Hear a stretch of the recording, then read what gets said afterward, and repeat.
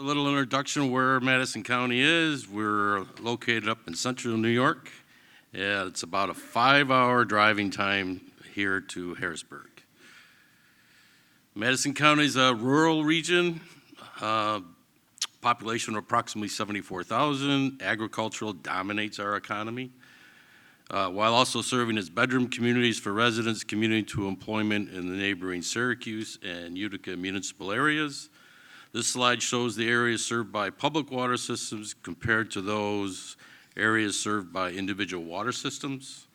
Based on residential parcels, more than 46% of those parcels rely on individual water systems or otherwise are undeveloped at this time.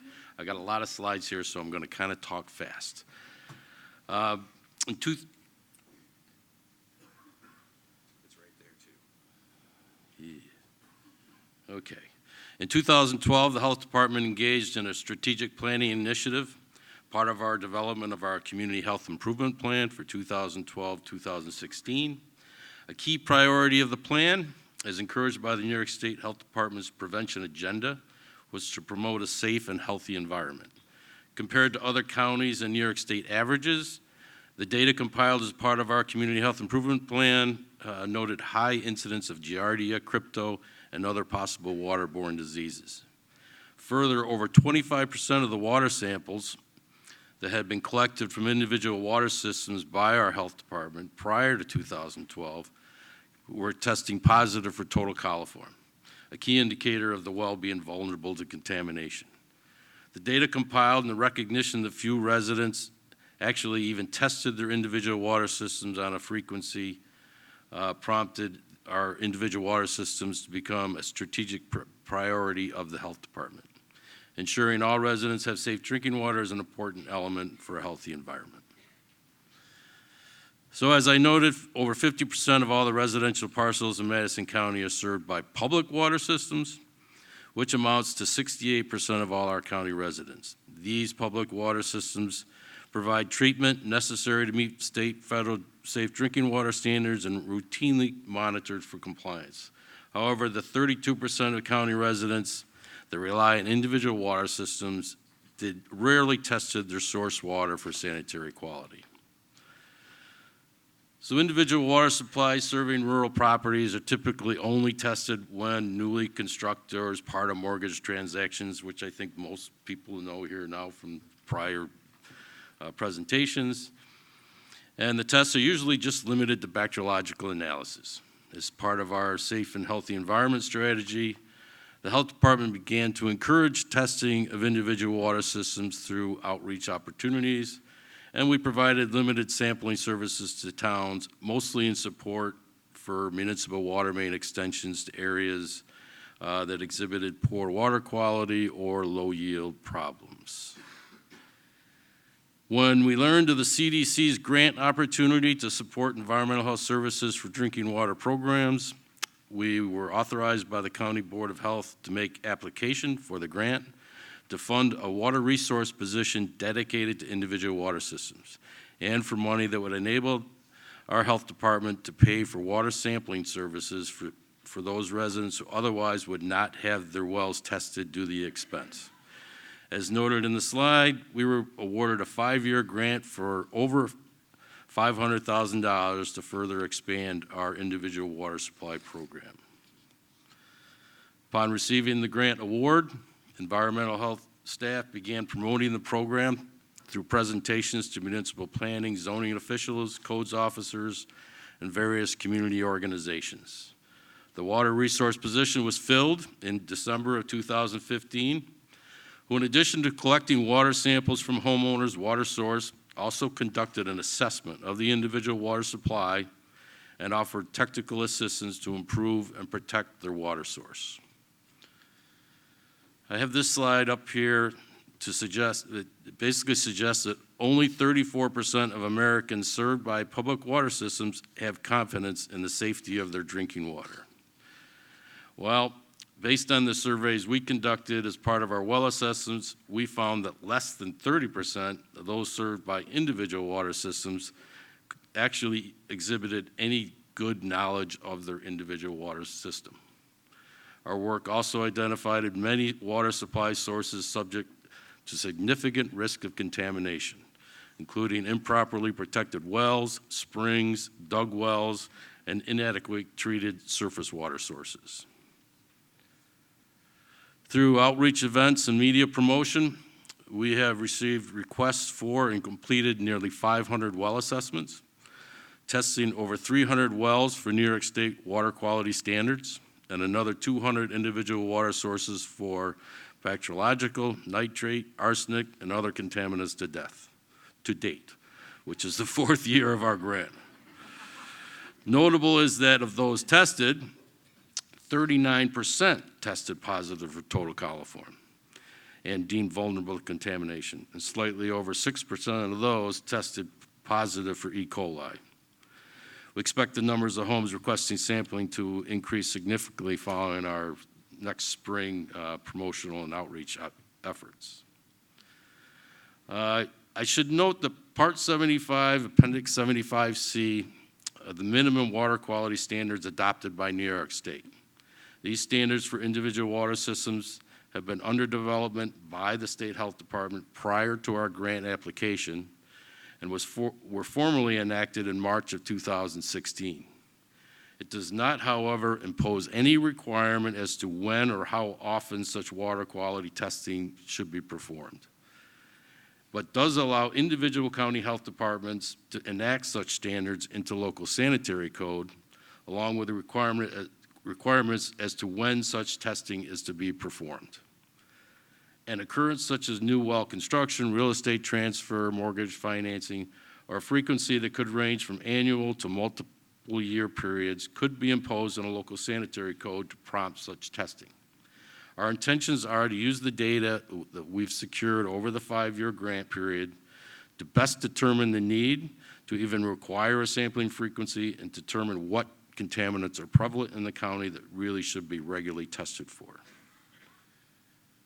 These are the water quality standards provided in Appendix 75C, and which we encourage all new wells to be tested for, and which we test for using the CDC grant funds.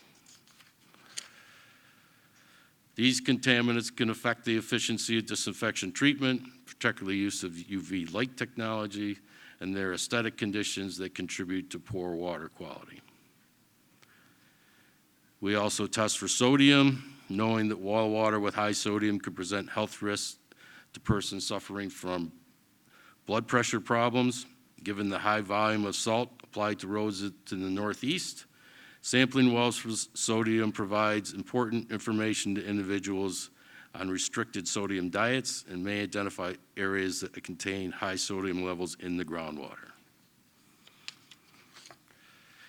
This is a summary of the field visits and number of water quality analysis completed through the end of February 2019. You can see we've done nearly 500 field visits at this time, nearly 300 water quality tests for the 75 standards, an additional 180 wells tested for total coliform. We've tested 74 different water systems for fluoride levels, and we're trying to establish background fluoride levels in our groundwaters, in order to assist pediatricians and medical professionals in subscribing fluoride supplements. Because other than a couple of municipal water systems, the vast majority of them don't provide fluoride treatment. And we have also conducted 19 Part 5 analysis when we've identified areas that could be vulnerable to VOC, SOCs, and other contaminants. This table shows all the various average, median, minimum, and maximum values. I'm not going to bother reading all these results, but I can touch on a few of the notable test findings. 40% of the total tested water supply is positive for total coliform bacteria, and that seems to be consistent. We had 9 water supplies exceed the MCL for arsenic. Arsenic was actually found in 26% of the tested water supplies at levels exceeding 0.001. 8% of the tested water supplies had arsenic over 0.005 milligrams per liter. And only 9 nitrite samples out of 305 tests actually exceeded 0.01 milligrams per liter, the detection limit. One of the key findings early on was an observation that many of the wells that were tested positive for total coliform had missing well caps, or more common, had a well cap that lacked proper watertight seals. Our test results of these drilled wells showed that 41% of the drilled wells tested in Madison County were positive for total coliform bacteria, and in those cases, a well with a sanitary cap was actually found to be 76% less likely to be contaminated by bacteria than a well with an unsanitary cap. And these are the results that we found.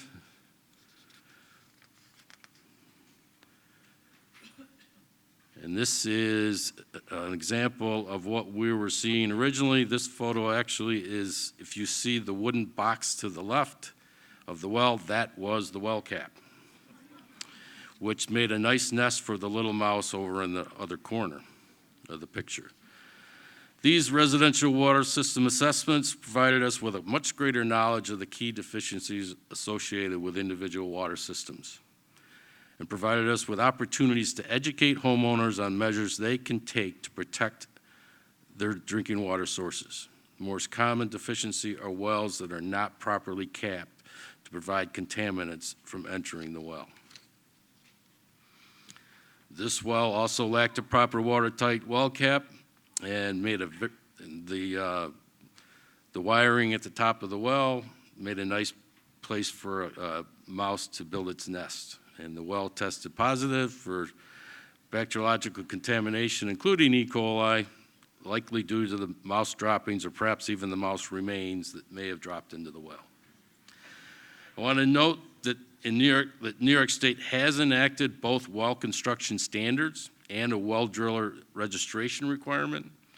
The majority of wells we encounter with improper caps are on wells constructed prior to those regs being enacted. Most of them, in fact, are well over 30 years old. This slide is just an example of the educational material that we distribute to the homeowners with inadequate well caps. And this slide shows the preferred type of well cap for an individual water system. And this is what is basically required by the New York State well construction standards.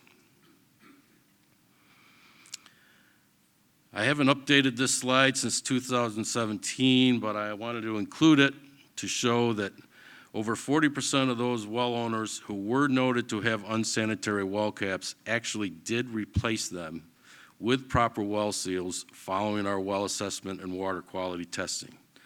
We would obviously like to see a higher percentage, but the majority of the others simply just were not able to afford that expense.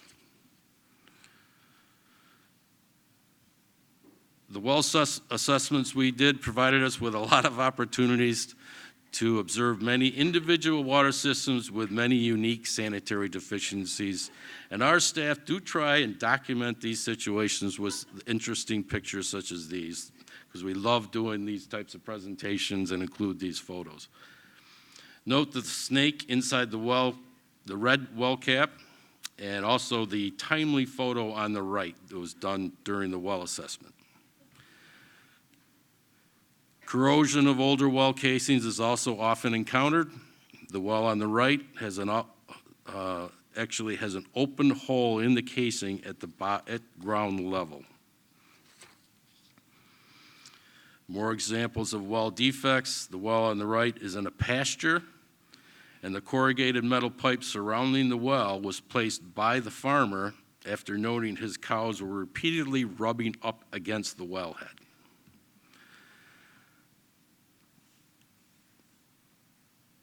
This is a photo of a dug well system with some obvious electrical connections not being properly protected. Other examples of some dug wells not properly protected or covered from surface runoff.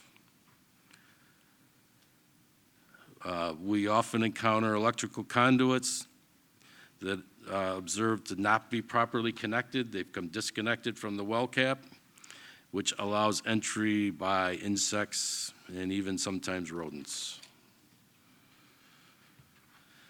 The free sampling the CDC grant enables us to offer to homeowners provide our individual water supply staff opportunities to identify the risks associated with vulnerable sources and to educate the owners on measures they can take to reduce such risks. This shallow well point system was found to be under the influence of the nearby lake, and the green filter. Whoop. Actually, I went back. This shallow well system was found to be under the influence of the nearby lake, and the green filter resulted from sunlight shining daily on the filter through the basement window. What's difficult to see here is that the filter is only green on the window side of the filter.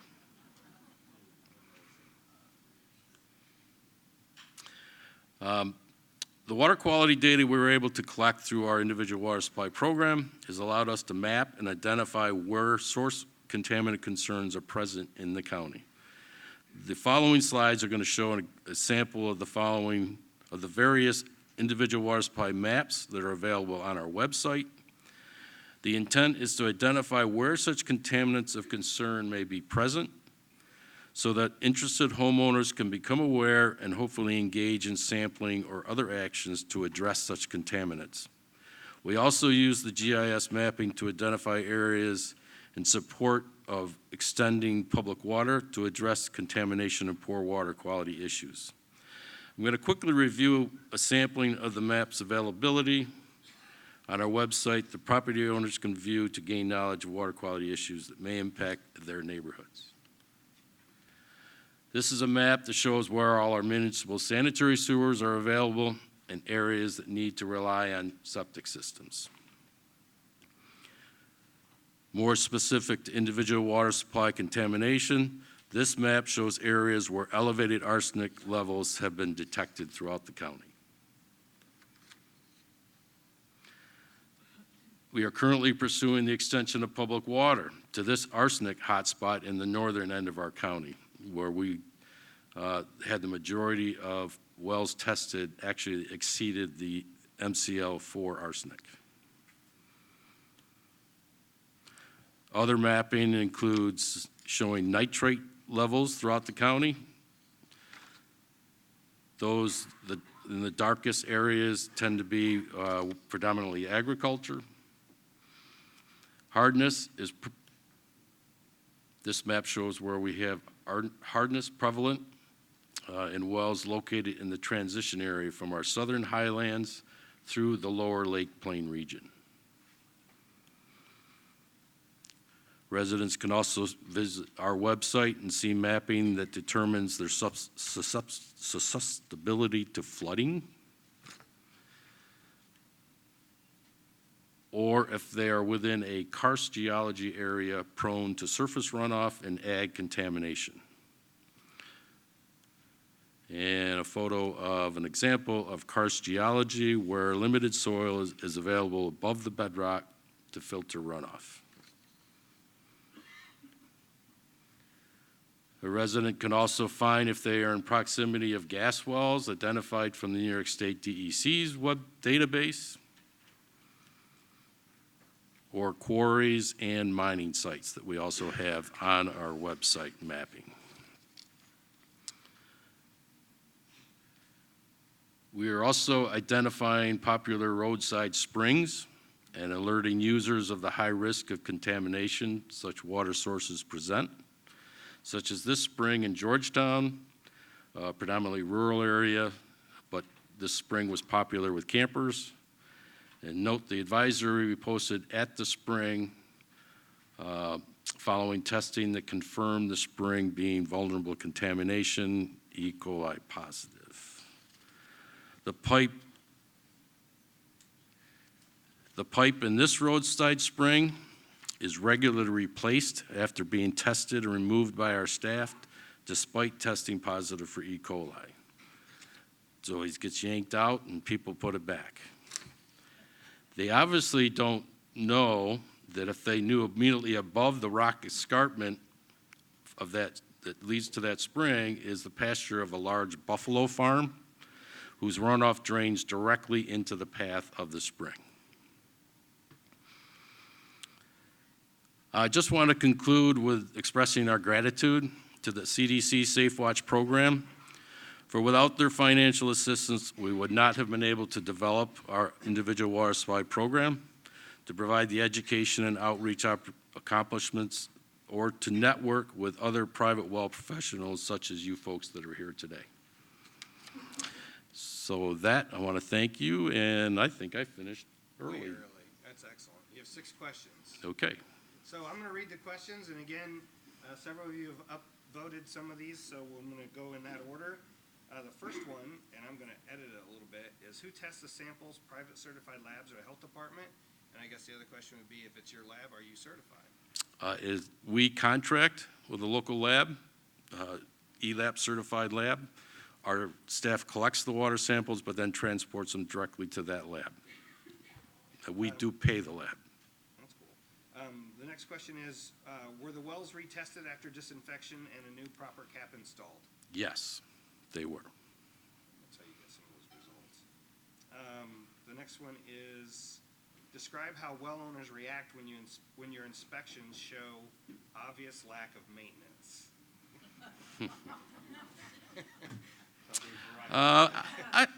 For the most part, I believe most of those residents were glad to get the information. As I said, we do extensive surveys, and a lot of them, the pre-survey prior to our assessment, they clearly indicated they had very little knowledge of their well or their water system itself, except for the spring owners. They knew it all. And then we do the post-surveys after the well assessment, after we get the data back to them, and they all expressed a significant improvement in their knowledge of their well systems, and we're all very supportive of our efforts and seem to have really appreciated the work we put in. Okay, the next question is, are multiple agencies involved in your messaging? Like, State Department of Environmental Quality, Department of Health, Extension, are you working in those groups? We actually have a work group established as part of our grant. We meet on an annual basis, and that does include well drillers, the Department of Environmental Conservation, folks from the State Health Department, our regional State Health Department. We have a representative from our actual lab, and a variety other individual well professionals. Again, realtors are invited, and they don't ever come. We also have banking institutions, though, who have clearly indicated significant much greater knowledge after attending our meetings than when they came in. They never realized to what extent a lot of contaminants are present in the county. How much does a well cap meeting standards cost? Don't tell us the number. How much does a new well cap cost? Well, it depends on the cap. That's why Yes. we asked his. My understanding is it can range anywhere from $80 to about $200. Depends on who ends up actually doing the installation. Okay, last question. Looking back at the growth of your program, is there one specific area that stands out as being the most difficult? Probably it's our final objective in our program is to pass a sanitary ordinance, and I think that's going to be the greatest challenge that we have facing us. We really want to. We feel it's important that an ordinance be created that encourages people to test their wells on on a frequency, specifically at a minimum real estate transfers, multifamily properties on a 3 to 5 year basis. And that's at the end of our 5-year program. Our work group is going to work hard to try to develop that sanitary code. And so far, I think we've got good support from the Board of Health. And I can't say that we have that same support from our Board of Supervisors. So that's going to be the biggest challenge. And speaking as someone who's grant funded, I'd say the other is how to maintain a program once funding goes away. That's Well, we've got the support for our Board of Health on that, and as well as our Public Health and Services Committee. We've done the surveys. We provided them with the survey results, which really show that our program is received very favorably by the residents that have taken advantage of it. We're pretty confident that at a minimum, we're going to be able to retain a position dedicated to individual water supply systems and to do the sampling and well assessments upon request. The only difference is we'll probably have to charge a fee for the actual water quality testing, but we hope to do that a little bit more economical than if they were going out and actually having to hire a private service to do that. So